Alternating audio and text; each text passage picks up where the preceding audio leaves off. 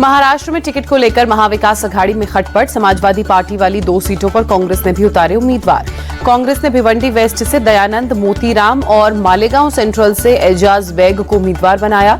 दोनों सीटों पर समाजवादी पार्टी पहले ही उतार चुकी है उम्मीदवार। सपा नेता अबू आजमी ने एमवीए के नेताओं को दिया अल्टीमेटम। कहा, अगर मन के मुताबिक 5 सीटें नहीं दी तो 25 सीटों पर अपने कैंडिडेट खड़े कर सकती है समाजवादी पार्टी। महाराष्ट्र विधानसभा चुनाव के लिए कांग्रेस ने तीसरी लिस्ट जारी की। 16 उम्मीदवारों के नामों का ऐलान। कांग्रेस ने पहली लिस्ट में 48 उम्मीदवारों की घोषणा की। अभी तक 71 उम्मीदवारों की सूची कांग्रेस कर चुकी है जारी। अंधेरी वेस्ट से कांग्रेस उम्मीदवार सचिन सावंत ने बांद्रा ईस्ट से टिकट की मांग की। वो सीट शिवसेना उद्धव गुट के हिस्से में गई है। महाराष्ट्र विधानसभा चुनाव के लिए बीजेपी की दूसरी लिस्ट आई। 22 उम्मीदवारों का ऐलान। बीजेपी अभी तक 121 उम्मीदवारों की सूची जारी कर चुकी है। पहली लिस्ट में 99 उम्मीदवारों के नामों का किया था ऐलान। महाराष्ट्र में पीएम मोदी और सीएम योगी करेंगे चुनाव प्रचार। स्टार प्रचारकों की सूची में 40 नाम शामिल। महायुति में सिर्फ 7 और 8 सीटों पर अटकी बात। मेरिट पर चल रही है चर्चा। महाराष्ट्र बीजेपी अध्यक्ष चंद्रशेखर बावनकुले का बयान। शरद गुट ने 22 और उम्मीदवारों का ऐलान किया। बीड से संदीप क्षीर सागर को टिकट।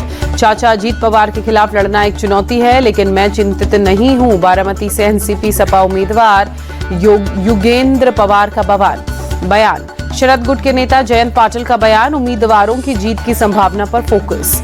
उद्धव गुट ने भी 3 और प्रत्याशी उतारे। वर्सोवा से हारून खान, घाटकोपर पश्चिम से संजय भालेराव को टिकट। वर्ली विधानसभा सीट से मन से उम्मीदवार संदीप देशपांडे का अटैक। पिछले 5 साल में आदित्य ठाकरे ने कोई काम नहीं किया। राहुल गांधी की नाराजगी की खबरों से महाराष्ट्र कांग्रेस का इनकार। बाला साहेब थोराट ने कहा, ये सब बेबुनियाद खबरें हैं। महाराष्ट्र चुनाव में नहीं उतरेगी आम आदमी पार्टी। एमवीए के उम्मीदवारों के लिए प्रचार करेंगे केजरीवाल। विदेश मंत्री डॉक्टर एस जयशंकर महाराष्ट्र चुनाव में बीजेपी का प्रचार करने के लिए आज मुंबई आएंगे। मीडिया को संबोधित करेंगे। चीन के साथ जारी डिसएंगेजमेंट पर भी दे सकते हैं बयान। मुख्यमंत्री योगी के बटेंगे तो कटेंगे वाले बयान को संघ का समर्थन। दत्तात्रेय होसबोले ने कहा, एकता को आचरण में लाना जरूरी। दत्तात्रेय होसबोले ने कहा, हिंदुओं को तोड़ने के लिए लोग काम कर रहे हैं, इसलिए हिंदू एकता लोक कल्याण के लिए जरूरी।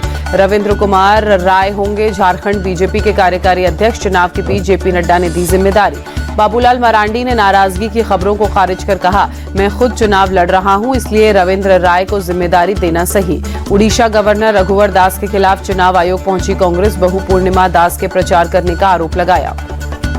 जमशेदपुर पूर्व से कांग्रेस उम्मीदवार डॉक्टर अजय कुमार का आरोप, उड़ीसा गवर्नर बूथों पर बांट रहे हैं पैसे। झारखंड मिनिस्टर इरफान अंसारी की मुश्किलें बढ़ी। आचार संहिता उल्लंघन मामले में एफआईआर दर्ज। झारखंड में महागठबंधन की सरकार बनेगी। आरजेडी नेता तेजस्वी यादव का बयान। कांग्रेस के राष्ट्रीय अध्यक्ष मल्लिकार्जुन खड़गे से राहुल गांधी की मुलाकात। उनके कार्यकाल के 2 साल पूरे होने पर दी बधाई। प्रियंका गांधी ने वायनाड की जनता को लिखी चिट्ठी। कहा, आपका प्रतिनिधित्व करना मेरे लिए सम्मान की बात। सपा सांसद डिंपल यादव का बीजेपी पर अटैक। ये सब साथ की बात जरूर करते हैं पर काम नहीं करते। यूपी उपचुनाव में सारी सीटें जीतेगी बीजेपी। यूपी सरकार में मंत्री धर्मपाल सिंह का बयान। जम्मू कश्मीर चुनाव के बाद महबूबा मुफ्ती का बड़ा फैसला। पीडीपी की सभी इकाइयों को भंग किया। बिहार के पूर्व सांसद मोहम्मद शाहबुद्दीन के बेटे ओसामा आज आरजेडी में शामिल होंगे। राबड़ी देवी के आवास पर तेजस्वी यादव के सामने पार्टी में शामिल होंगे। पीएम मोदी आज फिर करेंगे मन की बात। सुबह 11 बजे आकाशवाणी पर होगा प्रसारण। इस बार कार्यक्रम का 115वां एडिशन होगा जारी। स्पेन के राष्ट्रपति पेड्रो साचेज का आज से 3 दिवसीय भारत दौरा। 28 अक्टूबर को पीएम मोदी के साथ जाएंगे वडोदरा। पीएम मोदी 28 अक्टूबर को वडोदरा में स्पेन के पीएम के साथ Tata advance system Airbus project का संयुक्त उद्घाटन करेंगे। गृहमंत्री अमित शाह आज पश्चिम बंगाल दौरे पर पेट्रापोल के यात्री टर्मिनल भवन एवं मैत्री द्वार का उद्घाटन करेंगे। केंद्रीय गृहमंत्री अमित शाह बीती रात कोलकाता पहुंचे। एयरपोर्ट पर किया गया जोरदार स्वागत। राष्ट्र हितों को आगे रखने में संकोच नहीं करना चाहिए, विदेश मंत्री डॉक्टर एस जयशंकर का बयान। आज एक दिन के दौरे पर वाराणसी जाएंगे यूपी के सीएम योगी। संपूर्णानंद संस्कृत विद्यालय में आयोजित संस्कृत छात्रवृत्ति योजना का शुभारंभ करेंगे। कर्नाटक वक्फ बोर्ड ने किसानों के 1200 एकड़ जमीन पर ठोका दावा। तहसीलदार ने 47 किसानों को नोटिस भेजा। साबित करें जमीन वक्फ की नहीं है, कहा।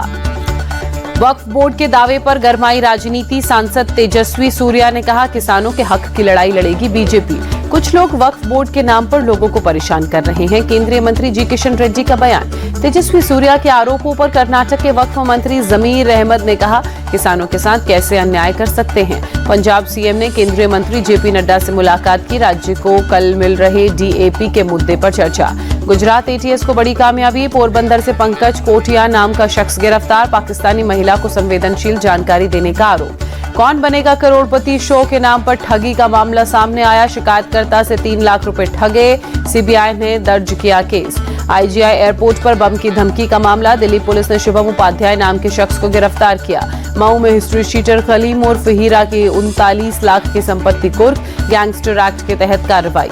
अयोध्या में भव्य दीपोत्सव की तैयारी। आज भी दिए बनाने का होगा काम। इस बार 55 घाटों पर जलाए जाएंगे 28 लाख दीपक।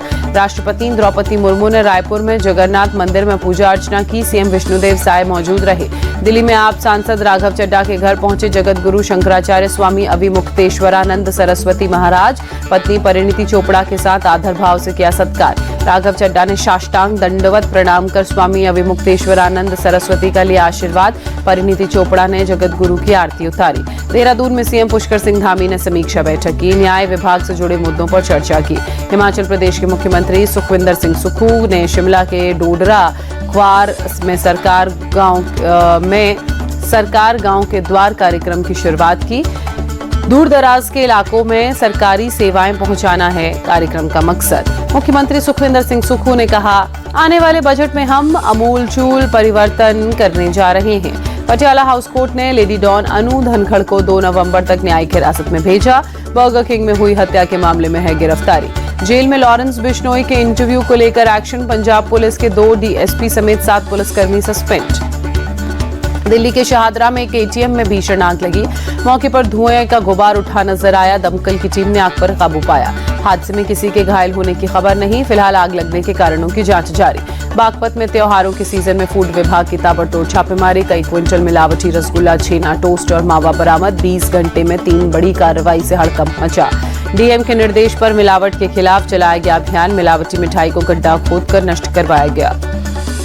रिफाइंड और पाउडर से मिलकर तैयार हो रहा था मिलावटी मावा। हरियाणा और दिल्ली एनसीआर समेत आसपास के इलाकों में होना था सप्लाई। आगर मालवा में नकली घी बनाने के कारखाने का पर्दाफाश। करीब 7000 लीटर नकली घी जब्त। जिला खाद्य विभाग, राजस्व और पुलिस का ज्वाइंट एक्शन। नकली घी को बड़े ब्रांड के नाम से पैक कर बेचा जा रहा था। कार्रवाई के दौरान नकली घी बनाने की मशीन और सामान भी जब्त। कारखाने को सील कर जांच के लिए सैंपल भेजे गए। दिल्ली के आनंद विहार रेलवे स्टेशन पर यात्रियों की भीड़ नजर आई। दिवाली और छठ पूजा के लिए घर जा रहे लोग। रेलवे और आरपीएफ ने यात्रियों की सुविधा के लिए इंतजाम किए। सुरक्षा व्यवस्था के साथ ही सहायता बूथ के जरिए दी जा रही मदद। सूरत के उधना रेलवे स्टेशन पर यात्रियों की भारी भीड़। दिवाली और छठ पर घर जाने की तैयारी में लोग। अमृतसर में बीएसएफ पंजाब फ्रंटियर की कामयाबी। 2 ड्रोन, 2 हेरोइन के पैकेट बरामद किए। उड़ीसा में चक्रवात दाना के बाद राहत बचाव कार्य शुरू। भारतीय नौसेना ने खाना और दवाइयां बांटी। तमिलनाडु के मदुरई में भारी बारिश के बाद कई इलाकों में जलभराव। आम जनजीवन प्रभावित। सड़कों और गलियों में पानी भरा। ड्रोन कैमरों में कैद हुई तस्वीर। लोगों का घर से निकलना मुश्किल।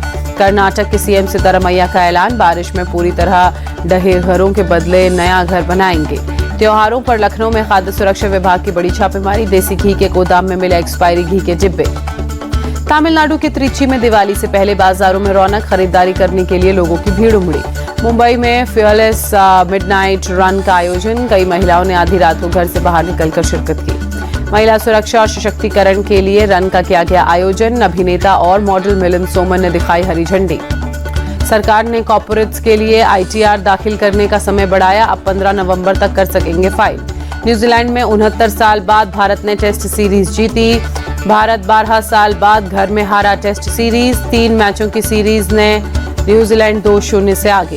भारत को लगातार 18 टेस्ट सीरीज जीतने के बाद मिली हार। भारत के नाम लगातार सबसे अधिक टेस्ट सीरीज का है रिकॉर्ड। ऑस्ट्रेलिया 10 टेस्ट सीरीज जीत दूसरे नंबर पर।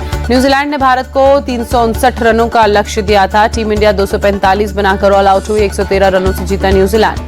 भारत की तरफ से यशस्वी जायसवाल ने 77 रनों की पारी खेली। रविंद्र जडेजा ने 42, शुभमन गिल ने 23 रन बनाए। रोहित शर्मा और विराट कोहली का बल्ला पहली पारी की तरह दूसरी पारी में भी रहा खामोश। रोहित ने 9 रन और कोहली ने 17 रन बनाए।